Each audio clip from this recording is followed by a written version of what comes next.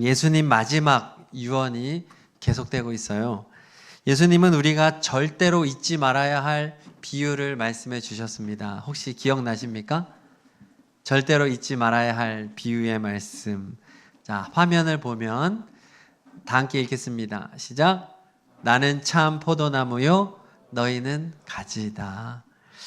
우리 다 같이 이 비유만큼은 잊지 않기를 꼭 바랍니다. 이 말씀은 참 포도나무, 그러니까 유일하고도 완전한 포도나무이신 예수님과 붙어 있어야만 한다는 겁니다. 주님과 붙어 있으면 열매 맺고 주님과 떨어지면 열매 맺지 못한다는 말씀이죠. 그리고 우리가 맺어야 할 열매는 어떤 외적으로 드러나는 열매보다는 내면에 맺혀지는 성품의 열매라고 말씀을 드렸습니다. 성령의 9가지 열매, 갈라디아서 5장 22절 23절에 보면 9가지가 나오죠. 우리 9가지 무엇입니까? 사랑, 기쁨, 화평, 인내, 친절, 선함, 신실, 온유, 절제. 이렇게 우리의 내면에 맺혀지는 진정한 성품의 변화가 맺혀져야만 한다. 그런데 이것은 예수님과 붙어 있을 때 우리 주님이 나에게 내 마음을 바꿔주시는 것이고, 또 이 9가지의 성품은 예수님의 성품이라고 말씀을 드렸습니다. 내 성격대로, 내 성질대로 살아가는 것이 아니라 이제 과거의 옛사람은 예수님의 십자가에서 죽고 이제 내 안에 예수님이 사셔서 예수님의 성품으로 살아가는 것을 말하는 거죠. 그리고 이 9가지 중에 가장 중요한 성품은 무엇일까요? 제일 먼저 말한 것이겠죠. 사랑입니다. 사랑만큼은 꼭 맺어야 된다 하시면서 주님이 요한복음 15장 12절에 말씀하셨어요. 같이 읽겠습니다. 내 계명은 이것이다. 내가 너희를 사랑한 것과 같이 너희도 서로 사랑해라. 사랑하며 살아가는 것. 내 마음에 사랑이 있어야 사랑을 하죠. 예수님과 꼭 붙어 있으면 우리가 우리 마음속에서 사랑이 일어난다는 것입니다. 그리고 빼먹었네요. 우리가 예수님과 붙어 있는 방법은 무엇이라고 나누었나요? 어떻게 나무 대신 예수님에게 우리가 붙어 있을까요? 자, 한 단어로 말하면 말했어요, 누군가는. 자, 또 마음으로도 말씀하셨는데, 자, 바로 하나님의 말씀입니다. 하나님의 말씀을 우리가 날마다 읽고 묵상하고 말씀대로 살아가는 것이 예수님과 붙어 있는 것이에요. 자, 그렇게 예수님과 붙어 있을 때 서로 사랑하는 열매가 맺혀진다는 것이죠.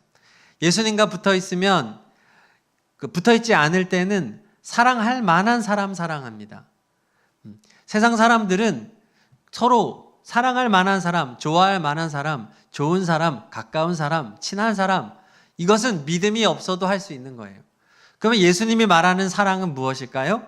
사랑할 수 없는 사람, 받아들일 수 없는 사람, 용서할 수 없는 사람, 원수 같은 사람을 사랑할 수 있게 해주신다는 말씀이죠. 자, 그렇다면 이것에 이어서 오늘 주시는 말씀은 좀 이런 연결선상에서 이렇게 말씀을 해주셔야 되잖아요. 너희가 서로 사랑하면 이제 좋은 일이 일어날 거야. 근데 여러분, 오늘 18절을 같이 한번 읽어보겠습니다. 시작. 세상이 너희를 미워하거든 세상이 너희보다 먼저 나를 미워하였다는 것을 알아라. 지금 바로 직전에는 뭐라고 하셨냐면 사랑하라 그랬어요. 그리고 사랑할 수 있다고 하셨어요. 원수도 사랑할 수 있고 누구든지 사랑할 수 있대요. 그러면 그 다음에 논리적으로 보면 어떻게 해야 돼요? 너가 사랑하면 세상도 너희를 사랑해 줄 거야. 세상이 너희의 사랑의 진심을 알아줄 거야. 이래야 맞잖아요. 근데 우리 예수님은 좀 이상한 말씀을 하는 거예요. 상식하고 자꾸 벗어나는 말씀을 해. 내가 사랑할 수 없는 사람을 사랑할 수 있다 그러질 않나. 그리고 어렵게 또 사랑을 하고 나면 선으로 돌려받는 게 아니라 악으로 받는다는 거예요. 미움으로 돌려받는다는 거예요. 예수님 우리한테 왜 이럴까? 우리 주님 자꾸 우리한테 무리한 요구를 반복하고 계세요. 그리고 실제로 이 말씀을 들은 예수님의 제자들은요, 예수님이 이제 부활 승천하신 다음에 열심히 세상을 사랑했어요. 복음을 전하고요, 정말 헌신적으로 교회를 세우고요. 얼마나 사랑했는지 모릅니다. 성도를 사랑하고 불신자를 사랑하며 제자들이 살았는데, 제자들에게 돌아온 것은 세상의 영광이 아니었고 세상의 사랑이 아니었어요. 12 제자들은 유대인들, 정통 유대인들에게 지명수배 1순위가 됩니다. 또 로마에도 마찬가지예요. 아주 주된 타격, 이제 핍박의 박해 대상 1순위가 되어서 결국 12 제자들은 다 사도 요한을 제외하고는 다 순교했습니다. 베드로는 십자가에 거꾸로 달려 죽었다는 전승이 있어요. 십자가에 거꾸로. 안드레는 그리스에서 X자형 십자가에 달렸대요. 빌립은 여기도 십자가에 달려 순교했고, 야고보는 로마 헤롯 왕에 의하여 칼로 죽임을 당했다. 바돌로메는 알메니아에서 극심한 고문 후에 순교했다. 화형을 당했다는 이제 전승도 있어요. 도마는 인도에서 복음 전하다가 창에 찔려 순교했다. 마태는 에티오피아에서 창에 찔려 순교했다. 야고보, 다데오, 시몬 다 순교했다. 가룟 유다를 대신해서 뽑힌 마띠아는 돌에 맞아 순교했답니다. 유일하게 순교하지 않은 요한은 노년의 자연사하긴 했지만 투옥되고 고문당하고 반모섬에 유배가고 고통스러운 시간들을 통과해야만 했습니다. 사랑을 행하고 악으로 돌려받은 거죠. 생명을 주고 자기의 생명을 잃어버린 겁니다. 그러면 이러한 박해는 그때뿐이었나? 아니죠. 오늘날에도 계속되고 있습니다. 한번 앞에 지도를 한번 보겠습니다. 저기에 기독교 박해 지도라는 거예요. 이렇게 인터넷에 찾아보면 나오는데, 저렇게 빨간색으로 되어 있는 데가 가장 극심한, 색깔이 짙을수록 극심하고, 우리나라는 하얀색입니다. 우리나라는 기독교 박해 국가가 아니에요. 여러분 보아서 알겠지만 박해받는 국가가 엄청 많다는 것을 알 수가 있습니다. 특히 안 좋은 건 뭐냐면 올 한 해 동안 박해 지수가 무려 39개국에서 상승했다는 거예요. 지금 21세기를 살아가는 이 시대, 나라들이 선진국이 되어지고 잘 살고 있는 이때에 기독교 박해 지수는 대부분 상승하고 있고, 박해받는 나라 중에 감소한 나라는 8개국밖에 없다, 이런 통계가 있습니다. 특히 가운데 지역, 중앙아시아, 그리고 아프리카 지역에서 박해가 더 극심해지고 있습니다. 올해 또 아프리카 나이지리아에서는요, 이슬람 조직에 의해서 지금까지 7,000명 이상이 기독교인이 살해됐다고 해요. 이 수치는 1시간에 1명 이상 살해를 당한 겁니다. 그리고 하루에 35명 이상이 납치되고 있는 나라가 나이지리아예요. 그리고 우리가 다른 데 생각할 거 없죠. 우리와 인접한 북한. 북한은 기독교 박해 1위 국가입니다. 1위. 전 세계에서. 북한 정부는 기독교 신앙을 반혁명적인 행동으로 간주를 해서 성경책만 소지해도 처형이에요. 기도 모임을 하거나 찬송을 하거나 적발되면 정치범 수용소에 보내져서 고문받고 또 강제 노동하고 굶주리고 처형받습니다. 극심한 박해를 전 세계가 받고 있고, 이 강도가 더 강해지고 있다는 거예요. 우리는 이 안전한 곳에 있기 때문에 그렇게 크게 이런 류의 박해는 느껴지진 않죠. 자, 그렇다고 한다면 우리나라는 과연 안전한가? 그렇지 않죠. 지금 우리나라의 기독교, 특히 우리는 개신교죠. 기독교는 가톨릭하고 개신교를 합친 걸 기독교라고 하고, 우리는 정확하게 말하면 개신교인데, 이 개신교의 신뢰도가 아주 바닥을 치고 있습니다. 그래서 밖에서는 우리를 개독교라고 하죠. 개독교. 그리고 우리 신뢰도가 종교 중에서 원불교보다 낮다는 거예요. 원불교는 그 신도가 10만 명이 안 되는 아주 작은 이제 종교예요. 그런데 원불교보다도 신뢰도가 낮다는 얘기는 우리 개신교가 신뢰도가 기준 이하라는 거예요. 원불교는 뭘 믿는지 뭐 우리가 아는 사람들이 대부분 없어요. 그런 데보다도 낮으니까 우리는 상식 이하의 종교로 여겨지고 있다는 거죠. 그리고 우리 청년들, 나이가 이렇게 밑으로 내려갈수록 기독교 신앙인들이 급격히 감소를 하고 있습니다. 안 그래도 인구 절벽이죠. 지금 우리 동춘천 초등학교도 한 학년이 이제 매년 한 반과 두 반 사이에서 왔다 갔다 해요. 이제 한두 명 차이로 한 반이 되기도 하고 두 반이 되기도 하는 그런 상황이, 아이를 낳지 않으니까 앞으로는 이것이 더 심해질 텐데, 문제는 안 그래도 인구가 줄고 있는데 그 중에서도 크리스천의 비율이 급격히 감소하고 있다는 거죠. 결국 우리 청년들이나 우리 학생들, 중고등학생, 초등학생으로 내려가면 내려갈수록 주변에 교회 다니는 사람 찾아보기가 극히 어려운 겁니다. 한 반에 한 명, 저희 딸도 초등학교 4학년, 2학년인데 같은 반에 교회 다니는 아이들이 없어요. 그리고 한 아이가 믿음이 있는 줄 알고 좋아했는데 알고 봤더니 이단인 거예요. 그 정도로 지금은 주변에서 예수 믿는 사람 찾기가 어려운 시대를 보내고 있습니다. 지금 여러분들이 이렇게 같이 모여 있어서 그렇지 여러분들도 삶의 자리로 가면 주변에 믿는 사람 찾기가 어려울 거예요. 그리고 우리나라에서 청년들이 신앙생활 할 때 가장 큰 문제는 가치관의 충돌입니다.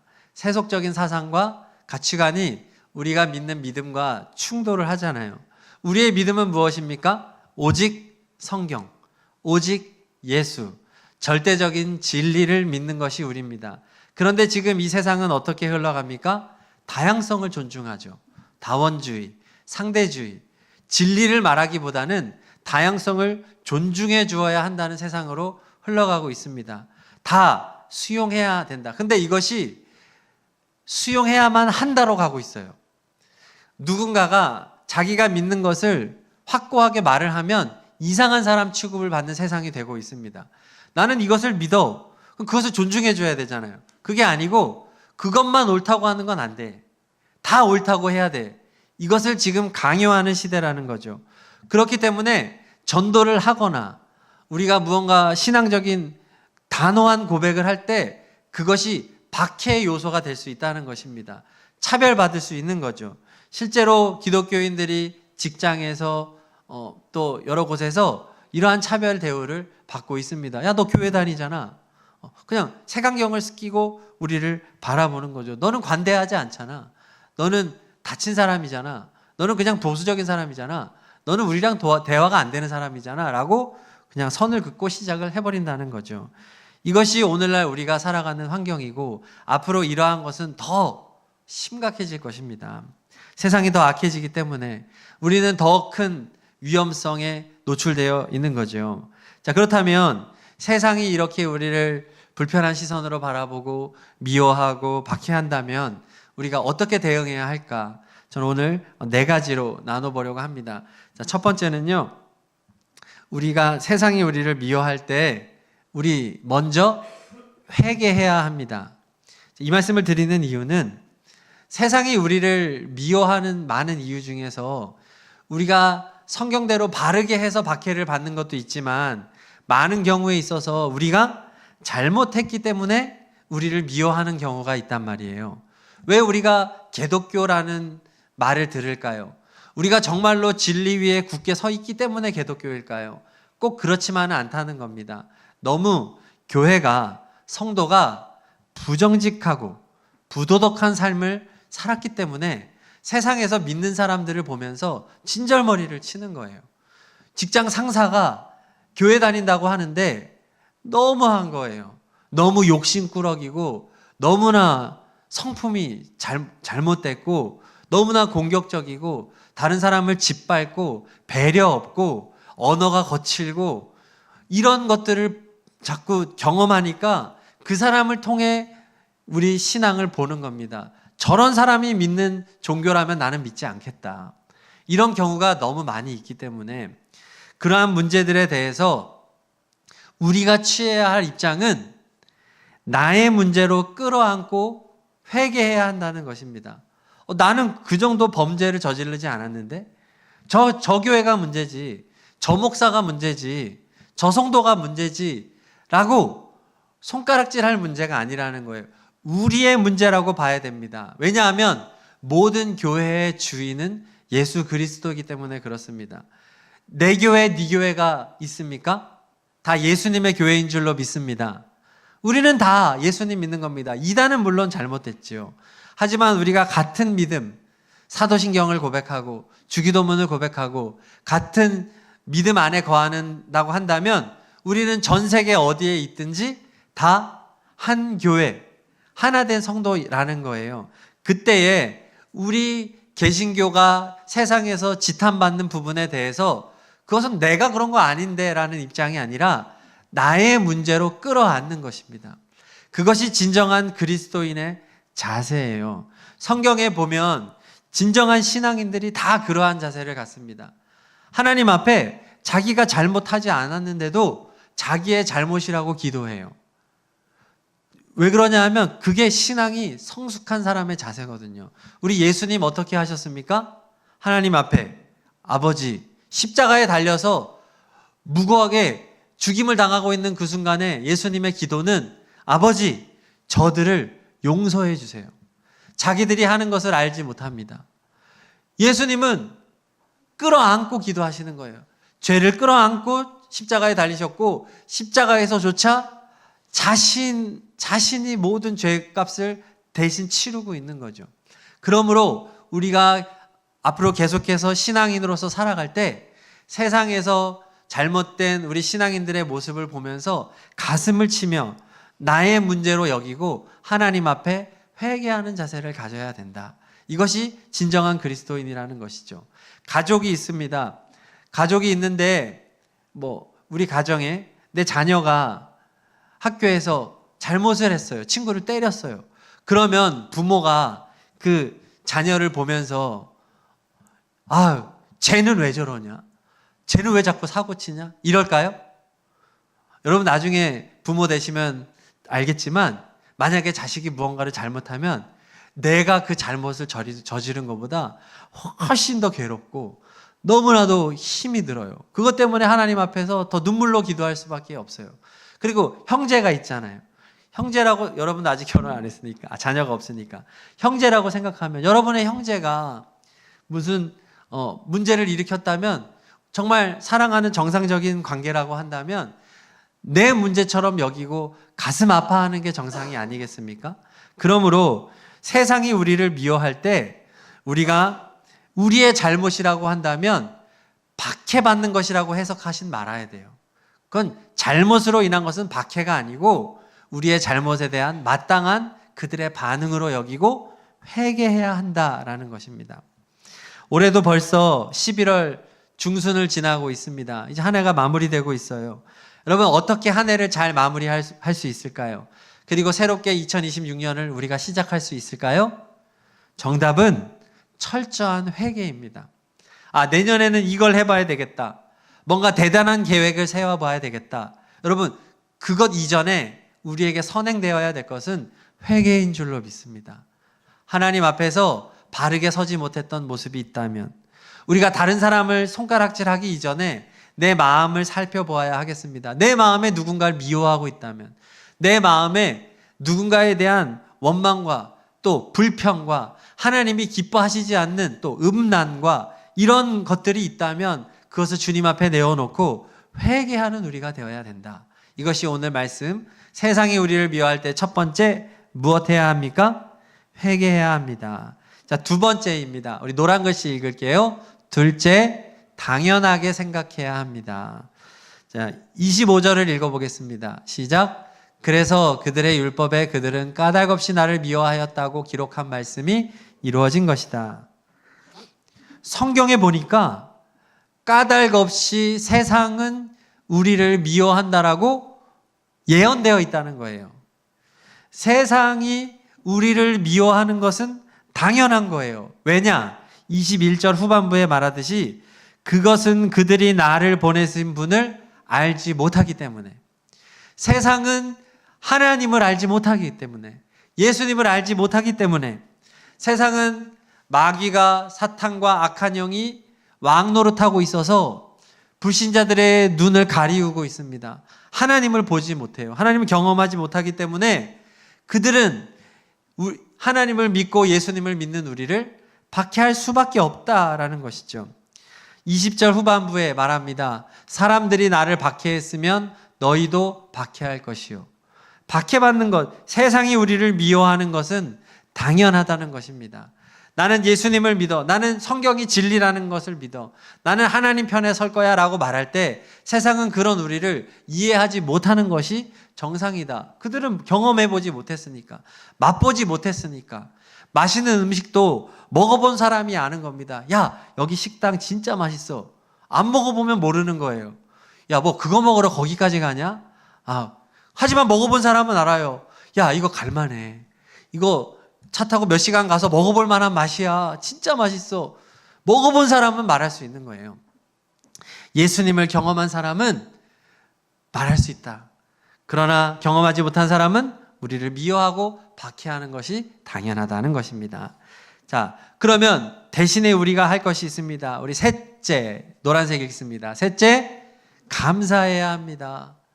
자, 마태복음 5장 11절, 12절을 읽겠습니다. 시작. 너희가 나 때문에 모욕을 당하고 박해를 받고 터무니없는 말로 온갖 비난을 받으면 복이 있다. 너희는 기뻐하고 즐거워하여라. 하늘에서 받을 너희의 상이 크기 때문이다. 너희보다 먼저 온 예언자들도 이와 같이 박해를 받았다. 오히려 세상이 우리를 미워하고 박해하면 기뻐하래요. 즐거워하래요. 왜냐? 우리가 하늘로부터 받을 상이 있다는 겁니다. 하나님이 다 보고 있다는 거예요. 우리가 하나님의 편에 서서 진리를 말하고 예수님을 따라갈 때 하나님은 그것을 다 지켜보신 다음에 훗날 우리에게 보상하여 주신다는 거예요. 어떤 보상을 해주겠습니까? 가장 큰 보상은 천국으로 우리를 인도해 주시는 거지요. 영원히 거할 아름답고 고통이 없고 죽음이 없고 이별이 없는 그 영광스러운 나라에서 우리의 왕이신 예수 그리스도의 통치를 받으며 함께 주님을 믿는 모든 성도들과 천사들과 그 너무나 영광스럽고 아름다운 천국에서 영원토록 살게 되는 상을 우리가 받게 된다는 거예요. 그리고 이 세상에서 받았던 모든 고통에 대해서 우리 예수님의 위로가 임할 것이고 격려해 주시고 우리를 안아주시고 우리를 칭찬해 주실 것입니다. 여러분, 그런 엄청난 상이 있으니 이 세상에서 우리가 비난을 받고 박해를 받는 것은 얼마나 감사한 일이냐 이거예요. 감사한 우리가 되어야 하겠습니다. 여러분, 예수님을 믿고 주님의 길을 가는 것으로 인해서 불편하고 뭔가 핍박과 박해를 받는 경험이 있다면 즐거워하시기를 축복합니다. 자, 마지막 네 번째입니다. 세상이 우리를 미워할 때 넷째, 무엇 해야 하겠습니까? 전도해야 합니다. 우리는 어쩔 수 없이 세상이 우리를 미워하는 것에 그치지 말고 적극적으로 세상에 나아가서 기꺼이 박해받는 삶을 살아야 되겠습니다. 그런데 우리가 박해받기에 가장 좋은 현장이 어디냐? 전도의 현장이에요. 저희 교회도 화요 전도팀, 토요 전도팀이 있습니다. 그래서 화요 전도팀에 예전에 붕어빵도 가지고 나가고 그 다음에 이렇게 사탕 같은 거 넣어서도 하기도 하고 그리고 지난주에는 핫팩을 1000개를 주문을 했습니다. 핫팩 요즘에 추워지니까 핫팩에다가 이렇게 전도 스티커 붙여가지고 이제 나가서 이제 다음 주부터 전도를 시작할 거예요. 우리 권사님들하고 핫팩 가지고 나가는데요. 저도 이제 몇 번 같이 나가면 우리 청년들 여기 강원대생들이랑 막 다니잖아요. 그러면 이렇게 전도지 주고 하면 뭐 대꾸도 안 하고 쳐다보지도 않고 그냥 막 훅훅 지나가죠. 그리고 어떤 애들은 뭐 뒤에서 막 자기들끼리 막 수근거리기도 하고 안 받아요 막 이렇게 짜증내는 사람도 있고. 그럼 저같이 내성적이고 속 좁은 사람은 엄청 상처받아요. 안 그래도 목사라서 나왔지만 이거 진짜 싫은데 세상이 얼마나 나를 차갑게 대하는지 내가 쟤네들한테 뭐 잘못했나? 그러니까 우리가 전도할 때 세상은 우리를 정말 무시하고 불편하게 생각하기 딱 좋은 환경에 가는 거예요. 그때 하나님 좋아하신다는 거죠. 그래, 제가 그래도 전도를 하려고 하는구나. 전도 현장으로 나아갈 때 우리는 박해받을 수 있는 거예요. 우리 안전한 나라에 살고 있지만. 여러분, 예수님이 왜 십자가에 달리셨나요? 복음 전하다가 달린 거예요. 제자들이 왜 순교했나요? 전도하다가 순교한 거예요. 지금도 지구촌 곳곳에서 왜 박해가 일어나나요? 예수 믿는 사람들이 자꾸 전도해서 그래. 예수 믿는 사람들이 조용히 자기만 믿으면 되잖아요. 그게 안 되는 거예요. 예수님을 믿고 나니까 너무 좋은 거야. 그래서 가족한테 얘기를 안 할 수가 없네. 엄마, 아빠, 내가 만나보니까 예수님이 살아계세요.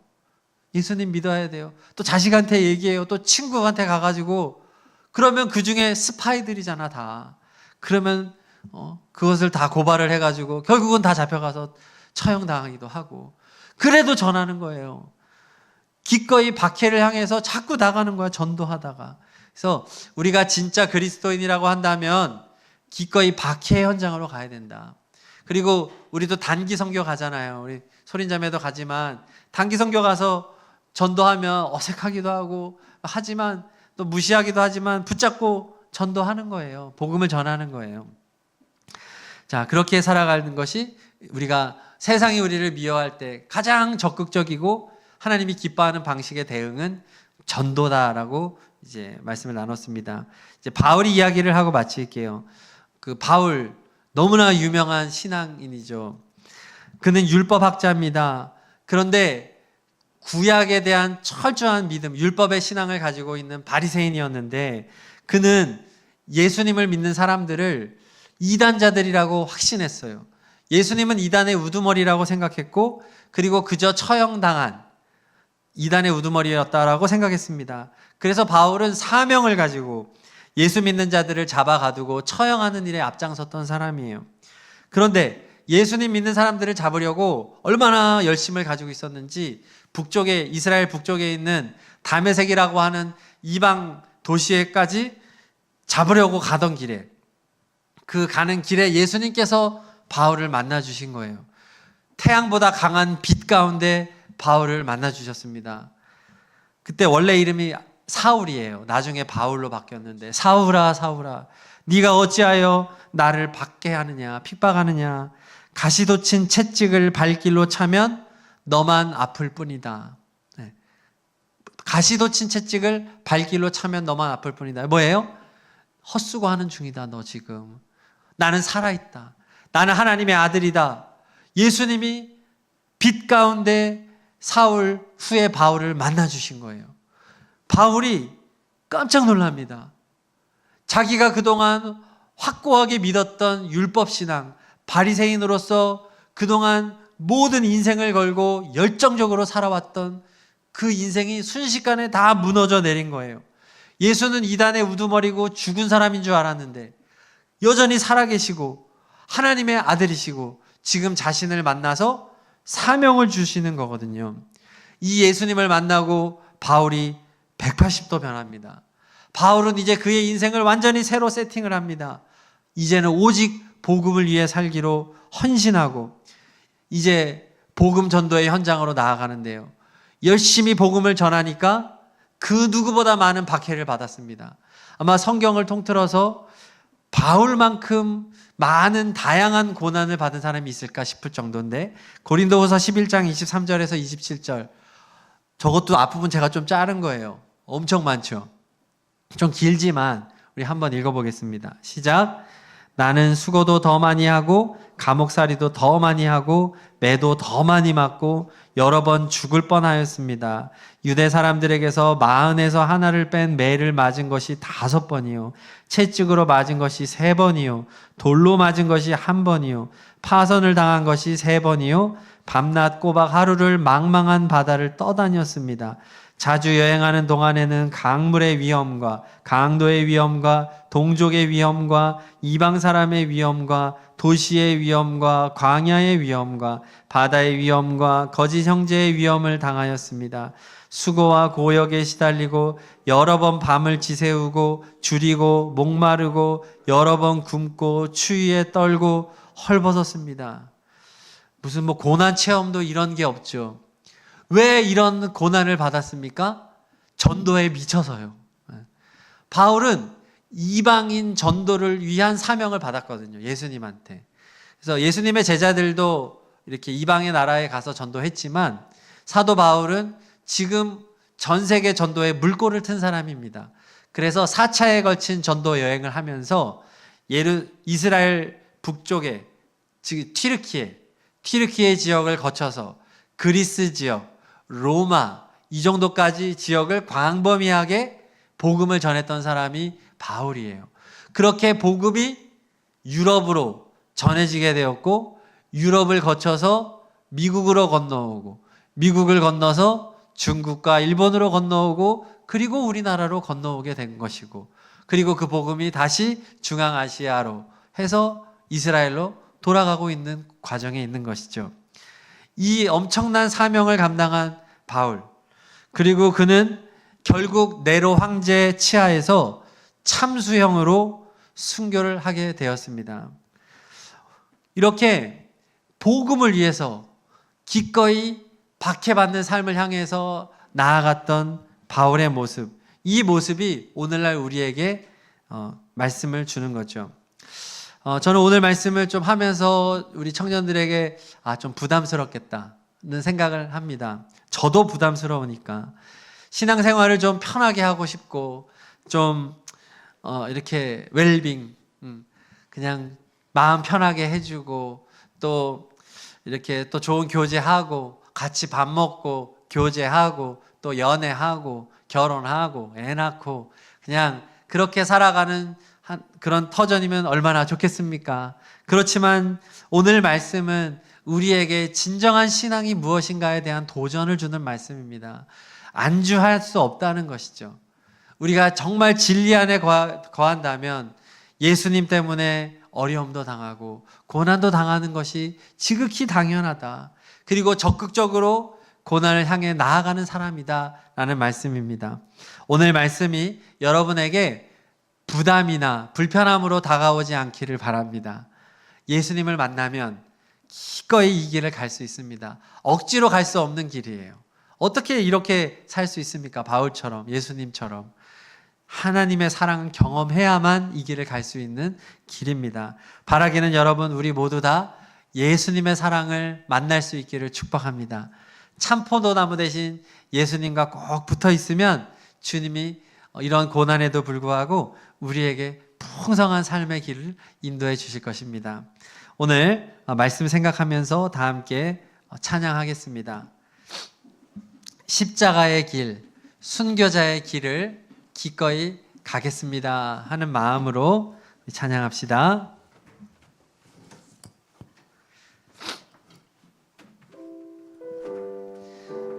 예수님께서 우리를 위해 박해받으시고 십자가에 달려 죽으심을 생각하며 찬양하겠습니다. 내 마음의 주를 향한 사랑이 내 마음의 주를 향한 사랑이 나의 말은 주가 주신 진리로 나의 눈에 주의 눈물 채워주소서. 내 입술에 찬양의 향기가 내 입술에 찬양의 향기가 두 손에는 주를 닮은 섬김이 나의 삶에 주의 흔적 나게 하소서. 하나님의 사랑이 영원히 함께하니 십자가의 길을 걷는 자에게 순교자의 삶을 사는 이에게 조롱하는 소리와 세상 유혹 속에도 주의 순결한 신분 신부가 되리라. 내 생명 주님께 드리리. 하나님의 사랑이 영원히 함께하리. 하나님의 사랑이 영원히 함께하리. 십자가의 길을 걷는 자에게, 순교자의 삶을 사는 이에게, 조롱하는 소리와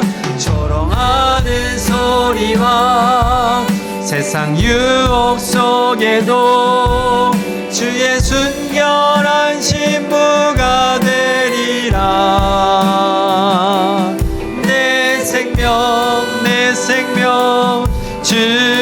내 생명 주님께, 내 생명 주님께, 내 생명 주님께 드리리. 우리 말씀 붙잡고 기도할 때, 세상이 우리를 미워할 때 먼저 우리가 세상 사람들에게 잘못 보여진 모습에 대하여, 또 하나님 앞에 지은 죄에 대하여 회개할 수 있는 우리가 되어야 되겠습니다. 그 다음 우리는 세상이 우리를 미워하는 것을 당연하게 생각해야 하겠습니다. 우리는 하나님을 만났기 때문에, 예수님의 사랑을 아는 사람들이기 때문에 당연한 것입니다. 우리는 오히려 감사해야 하겠습니다. 그리고 더욱더 박해받고 핍박받는 현장을 향해 뛰어나가서 전도의 삶을 살아가야 하겠습니다. 예수님을 전하는 것입니다. 우리 좋으신 예수님, 우리에게 영원한 생명 주시고 우리를 사랑하시는 예수님을 전하며 살겠습니다. 오늘 말씀을 생각하며 좀 부담스럽지만 진리의 삶을 살아가기를 결단하며 우리 시간 다 함께 기도하겠습니다. 하나님 아버지 감사합니다. 하나님, 우리가 세상 가운데 살아갈 때 세상이 우리를 미워하는 것이 지극히 정상임을, 당연한 이름을 알고 아버지 기꺼이 복음을 전하는 삶을 살기를 원합니다. 감사하는 삶을 살기를 원합니다. 우리가 진정한 그리스도인으로 살아가기를 소망합니다.